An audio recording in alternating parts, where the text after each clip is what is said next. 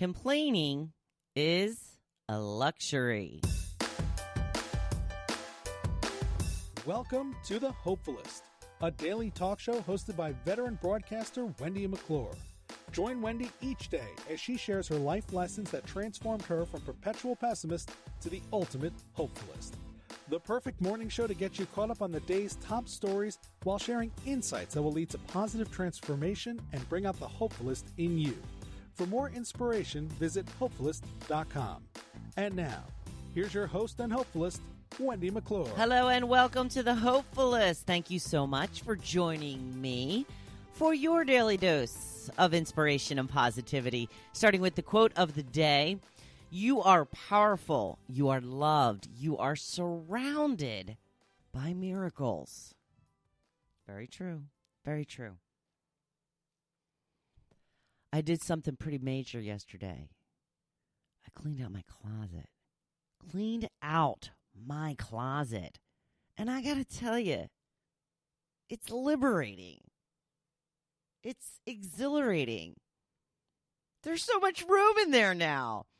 I was watching the Drew Barrymore show, and she had Carrie Underwood on, and they were talking about organization, and Carrie was saying how, she goes through her closet and stuff and such pretty often.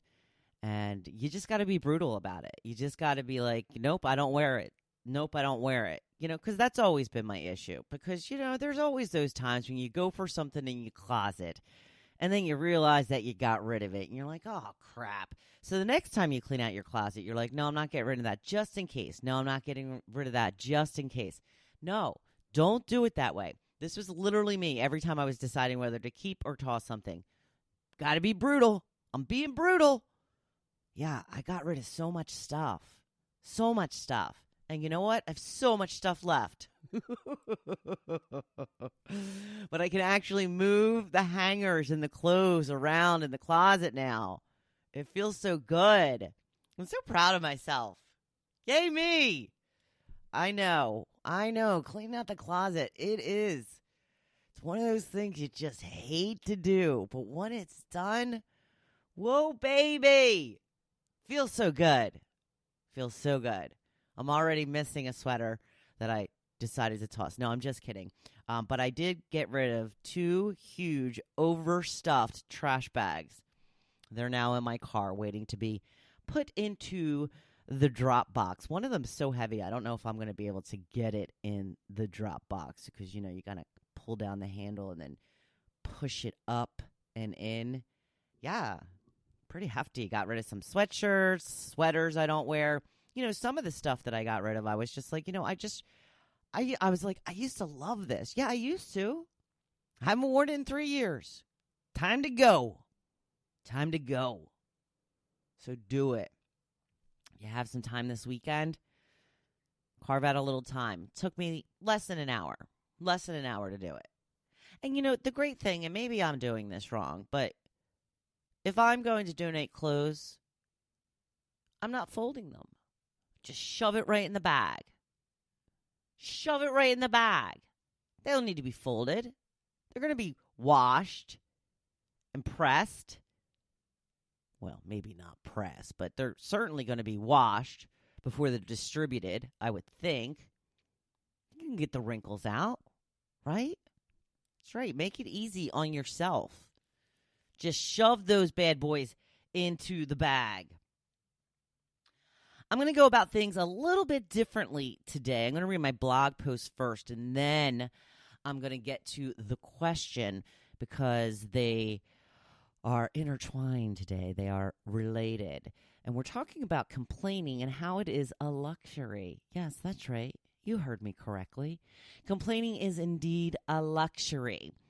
Unless you are complaining about where your next meal is coming from, where you are sleeping tonight, or how to get a pair of shoes, you have it pretty good. I keep saying that we have to stop taking so many things for granted.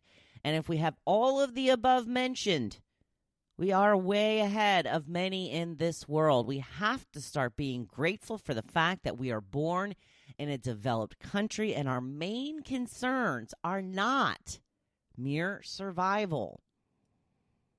Historically speaking, it hasn't been that long since we have had the luxury of our basic needs being met.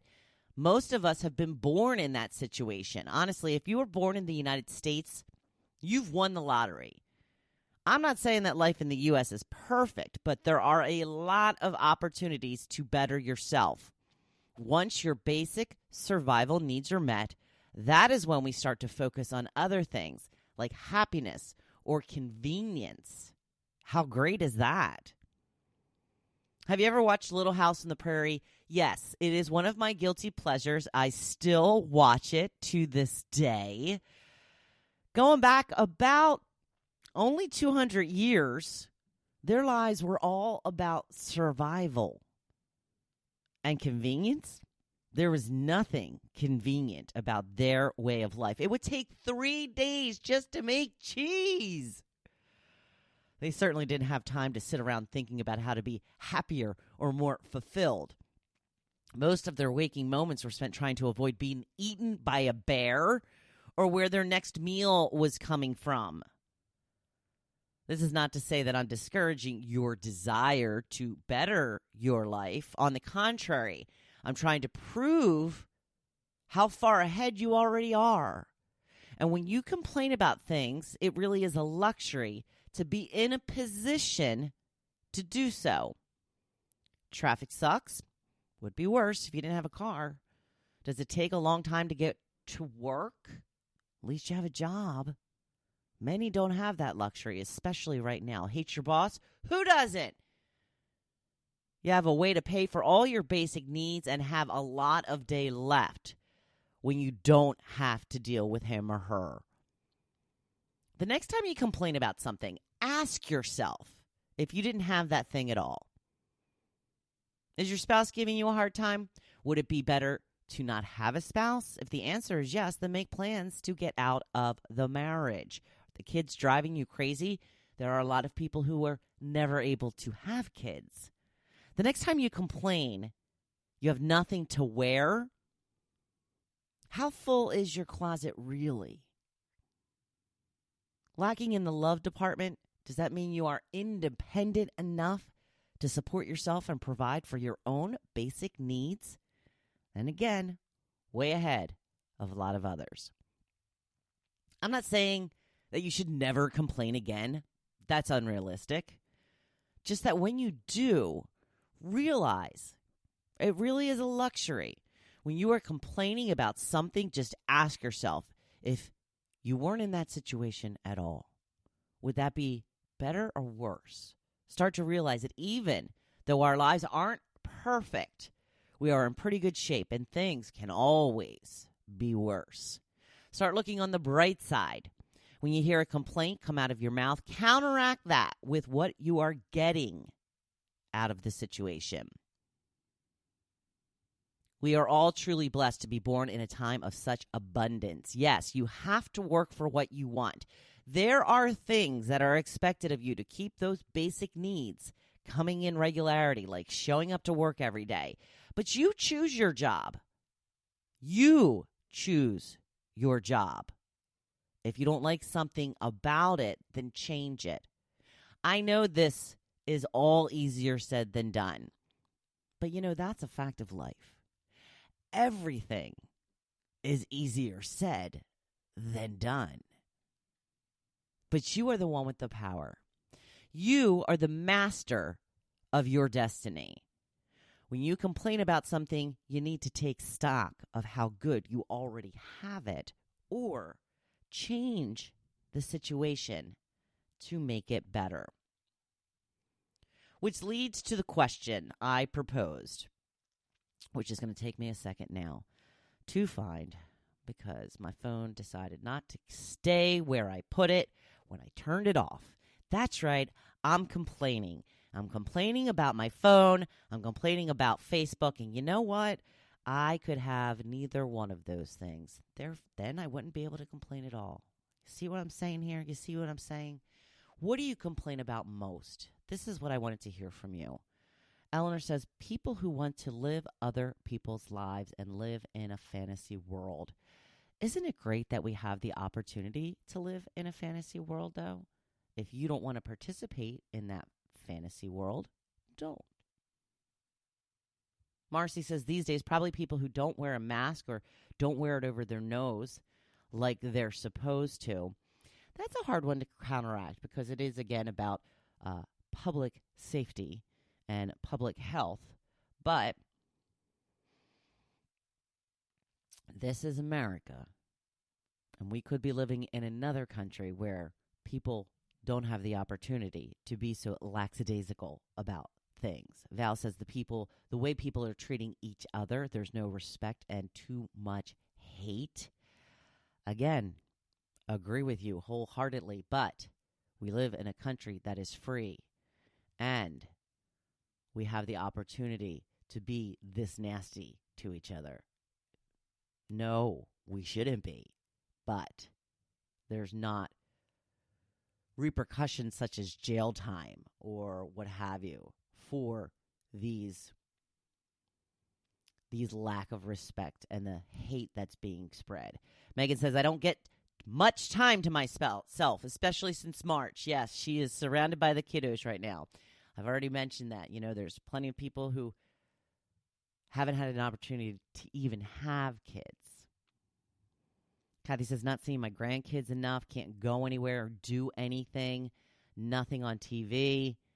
See, we're kind of exaggerating. We've got hundreds of channels. There's something on TV. There's something that you can do to occupy yourself. It's time to be grateful. We have a great home base of being in a place where we can spend the time, where we're not able to go out as much and do as much, not seeing the grandkids enough. I know it's hard, but you are blessed to have grandchildren. I don't have children, therefore I will never have grandchildren. Gigi says, bad drivers. Yeah, they suck, but you could have to walk to work. Are all of these sounding simplistic? To an extent, some of them are, but that's where you break it all down, and that's how you realize what you really have going for you. Katie says, other people that complain about everything. I know, I'm complaining too, but when people complain all the time about everything, it makes me nuts. I hear you. I feel you. I have been around those people. And the great part is sometimes you can just walk away. You can cut them out of your life. Or if it's a work situation, it's just a limited time that you have to spend with them.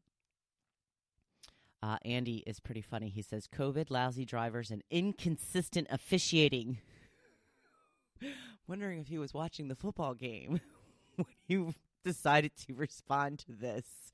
Well, we could not have any football at all or any sports at all, especially during COVID. Missy says, my bones. Okay, well, concentrate on your muscles. Concentrate on your movement. Mary says, stupidity. Walk away, Mary. Walk away. Joe says, hypocrisy. Again, we live in a country where hypocrisy is available, something that you can do. And, I'm just going to say this about hypocrisy. I think we all are a little bit of hypocrites when it comes to certain things. And if we don't see that we are being a hypocrite about anything in our life, then we were probably not looking hard enough. Christine says, rude people. Again, free country. They're free to be rude. Lisa says, my neighborhood. Lisa, you have a nice home that you can live in, that to get away from the neighborhood, or even better, start working toward a better neighborhood, one that fulfills the wants and desires that you have. Do you see how I'm turning these around? If you can't find a way to not complain, as I said, counteract it with what you are getting out of the situation. Once again, just an example of how complaining truly is a luxury. Tuesday already? Oh my. I hope you have a fantastic day. Go on out there and be your badass self. Fill the world with badassery.